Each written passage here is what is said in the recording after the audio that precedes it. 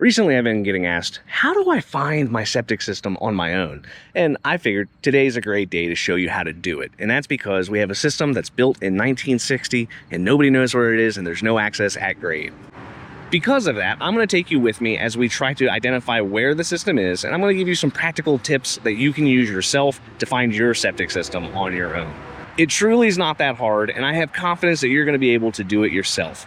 The first thing we're going to need is a probe of some variety. Now, I have a nice professional probe from TNT Tools, but you can also use just a regular piece of rebar or a copper rod, but having something with a handle is going to make your life a lot easier. The second thing that you're going to probably want to have access to is a metal detector. Now, I realize this is going to be a little bit harder for you to get a hold of if you're just a regular homeowner, but they do sell relatively cheap metal detectors. Alternatively, you could also consider renting one if you want to get a nicer metal detector from Sunbelt Rentals or even ABC Rentals. Any of the other people around you, I'm sure your local person has something that they could let you borrow. After that, we're going to need a shovel and a tarp if you're being good about it. The reason you want to use the tarp is to make it a little bit easier to clean up everything when you're done. So let's go ahead and step out back, take a look for this stupid tank, and see if we can find it fairly quickly. All right, so we're in the backyard. We're looking for this tank.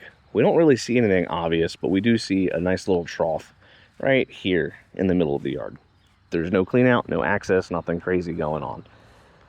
We know that we're walking to the corner of the property where there's a fence. This is the foundation, and we don't see any clean outs in here as well. Now, in the basement, we know right by that window is where the sewer line comes out. So more than likely, the system's going to end up going right over here. So the first thing we're going to do is we're going to take this T-probe, we're going to grab this, and go ahead and just probe where we think that the system's hiding. The reason we're going to start immediately probing is because it's easier if we hit it on the first try, and it also makes me look really good if I can get it on the first attempt.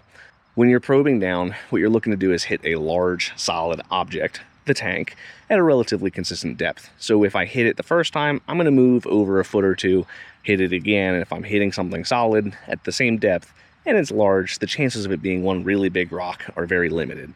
So I'm going to go ahead and start probing, and hopefully we get this on the first attempt. Otherwise, we're going to have to use that metal detector to find where the stupid lid's at.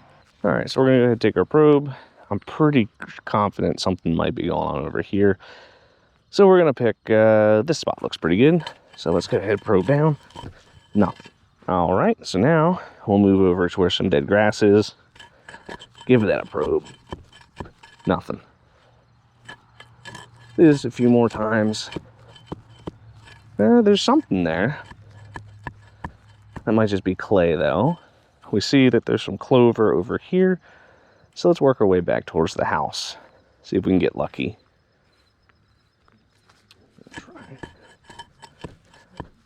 Nope, nothing there. And I usually give this a few minutes of a try. If I don't immediately get it, we just switch right over to our metal detector. Now with this metal detector, we're going to turn it on max sensitivity, turn it on high, and we can see this is the sound it makes when we find metal.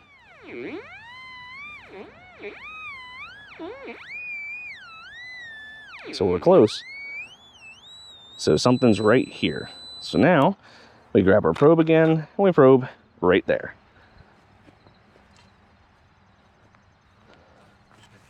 So let's see if we're correct. Well, not hitting anything yet.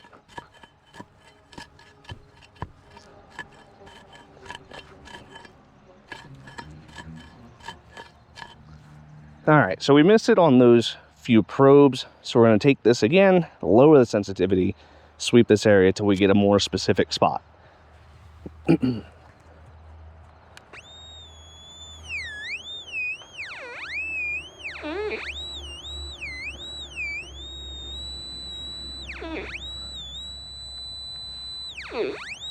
All right, so we've lowered the sensitivity to 20%. Right here is something metal, so we're going to go ahead and try probing there again.